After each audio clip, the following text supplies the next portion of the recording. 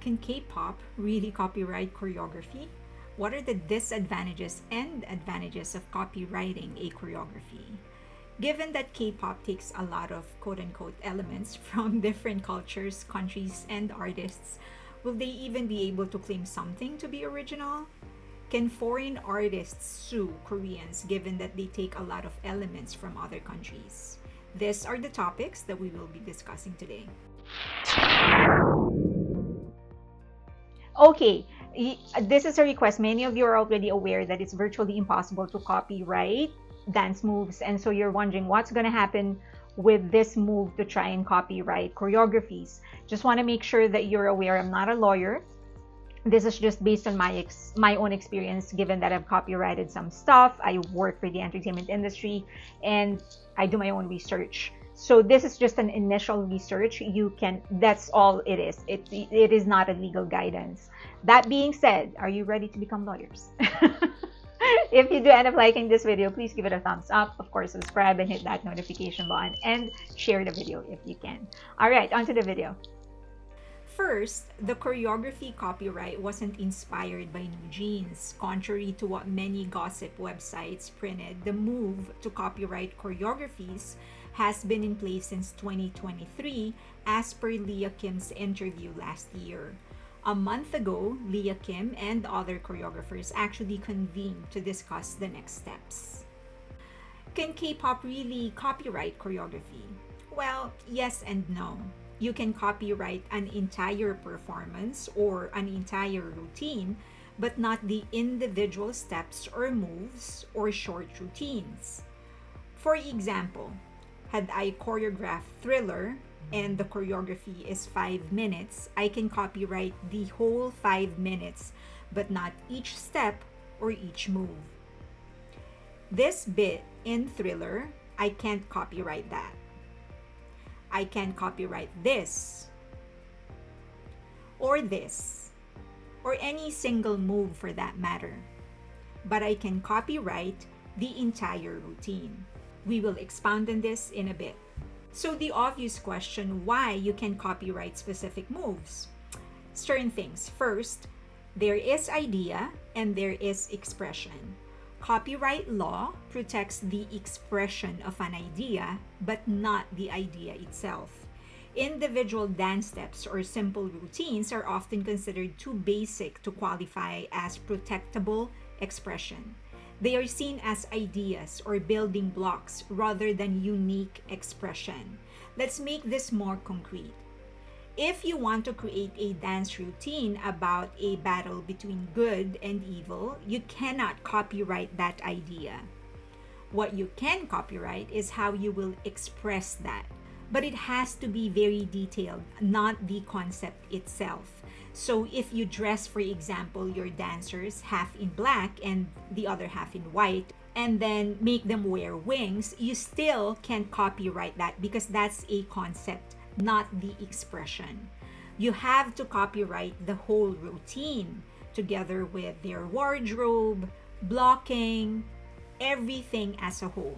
So if a performance director, for example, decided to make their crew, half of them wear white and half of them wear black and have them wear wings, you still cannot sue them for copyright infringement because that's a concept, not the expression of the idea. Merger doctrine. Remember this terminology. This principle states that if an idea can only be expressed in a limited number of ways, then those expressions are not eligible for copyright protection. Dance steps often fall under this doctrine because they are limited in how they can be performed and thus cannot be protected. For example, Sean Hall and Nathan Butler, songwriters who wrote a song for a girl group called 3LV, sued Taylor Swift for the lyrics, "Cause the player's gonna play, and the haters gonna hate. Baby, I'm just gonna shake. I shake it off. The case was actually dismissed because there is practically only one way to express the idea of people will do what they want to do. The idea is that you cannot prevent people from expressing their ideas. So this is the same thing for dance. If you want to project the idea of partying, there's really no other way to do it but to make your dancers jump. So you cannot copyright jumping. Next, utilitarian function. Many dance steps or dance moves serve a functional purpose, such as facilitating movement or fitness. Copyright law generally does not extend to works with a primarily utilitarian function. For example, if your dance requires the hip to shake, you can't prevent others from shaking their hips because they may use that in acting, exercise, or for other moves that could lead to other moves. You can't expect everybody in a performance shaking their hips to be paying you royalty for that. Let's take an example. This famous 333 move by BTS in Fire is unique in its totality, but if you break it down, it is composed of several movements that have utilitarian functions. That footwork, for example, has been done before many times and it will continue to be used. That arm position is done in many martial arts like kata for karate and pumse for taekwondo. The head isolation is definitely common in street or hip hop dancing.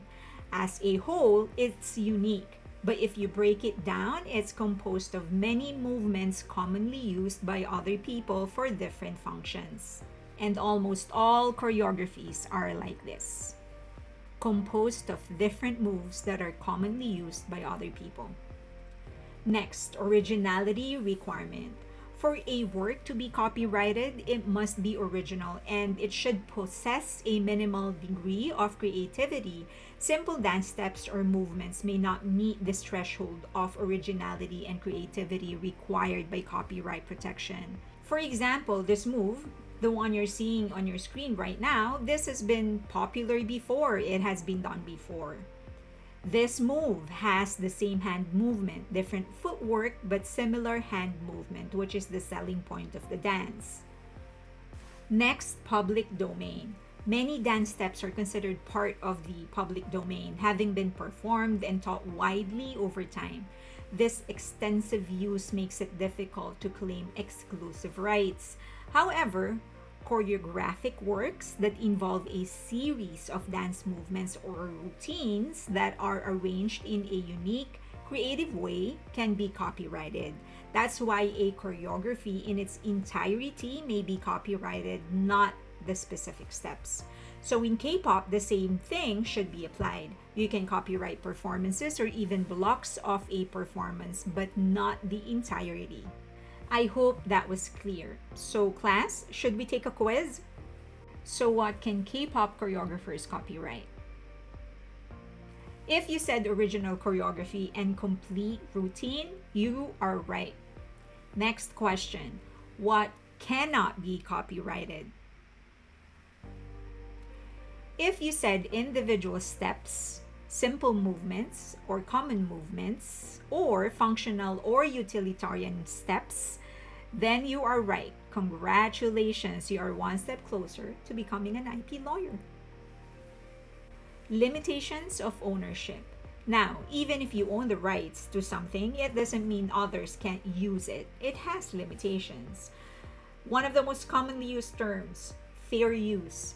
Others may use portions of your choreography under the fair use doctrine, which allows for limited use for purposes such as criticism, comment, news reporting, teaching, scholarship, or research. So, if a dance teacher, for example, has a YouTube channel and decides to recreate your dance in the interest of pointing out the bad parts, then that should be fine. Second, there's a difference between inspiration and copying.